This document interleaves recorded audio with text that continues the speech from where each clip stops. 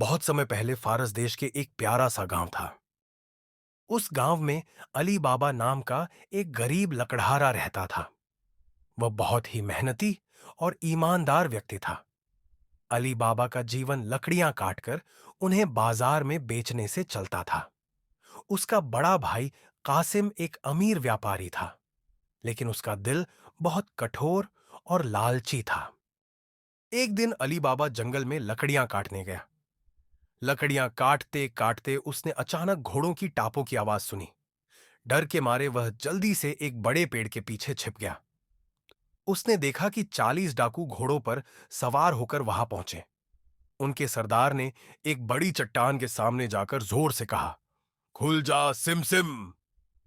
यह सुनते ही चट्टान के बीच में एक गुफा खुल गई और सारे डाकू अंदर चले गए।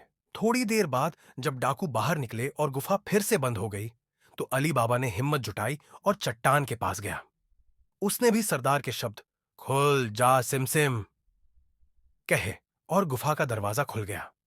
अंदर जाकर उसने देखा कि वहां बेशुमार सोना, चांदी और बहुमूल्य रत्न भरे हुए थे। उसकी आंखें चमक उठी, लेकिन वह लालच नहीं करना चाहता था। उसने सिर्फ उतना सोना लिया जितने से उसका परिवार सुखी रह सके।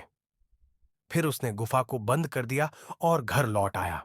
अली बाबा ने घर आकर अपनी पत्नी को पूरी बात बताई और कहा कि इस धन को गुप्त रखना है। लेकिन उसकी पत्नी ने यह बात कासिम की पत्नी को बता दी। जब यह बात कासिम को पता चली, तो वह लालच में भर गया और अली बाबा से गुफा का रहस्य जानने की जिद करने लगा। अली बाबा ने भाई को गुफा का रास्ता बता दिया। अगले दिन कासिम अपने कई बोरों के साथ गुफा पहुंचा और अंदर दाखिल हुआ। उसने ढेर सारा सोना इकट्ठा किया, लेकिन जब बाहर निकलने का समय आया, तो वह जादुई शब्द खुल जा सिमसिम भूल गया। वह गुफा में ही फंस गया। थोड़ी देर बाद डाकू गुफा में लौट आए और कासिम को देख लिया। उन्होंने उसे मार दिया और उसकी लाश को गुफा में टांग दिया, ताकि कोई और चोरों का भेद न जान सके। जब कासिम घर नहीं लौटा, तो अली बाबा उसकी खोज में गया और गुफा में उसका शव पाया। अली बाबा ने अपने नौकर मरजाना की मदद से कासिम के शव को चुपके से घर लाकर उसका अंतिम संस्कार किया। मरजाना बहुत समझदार और बहादुर लड़की थी। डाकुओं को शक हो गया कि कोई और भी उनके खजाने का भेद जानता है।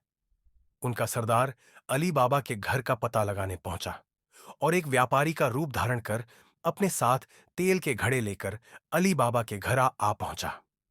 हर घड़े में एक एक डाकू छिपा हुआ था। मरजाना को शक हुआ, तो उसने घड़ों की जांच की और सारी सच्चाई जान ली। उसने चालाकी से उबलता हुआ तेल उन घड़ों में डाल दिया, जिससे सारे डाकू मर गए। सरदार को भी उसने मार गिराया। अली बाबा ने मरजाना की बहादुरी की बहुत सराहना की और उसे अपने परिवार का हिस्सा बना लिया। अब अली बाबा और उसका परिवार खुशहाल जीवन बिताने लगे। उसने कभी भी अपनी ईमानदारी और मेहनत का रास्ता नहीं छोड़ा। इस तरह अली बाबा ने न केवल 40 चोरों से अपना और अपने परिवार का बचाव किया, बल्कि ईमानदारी और साहस की मिसाल भी कायम की।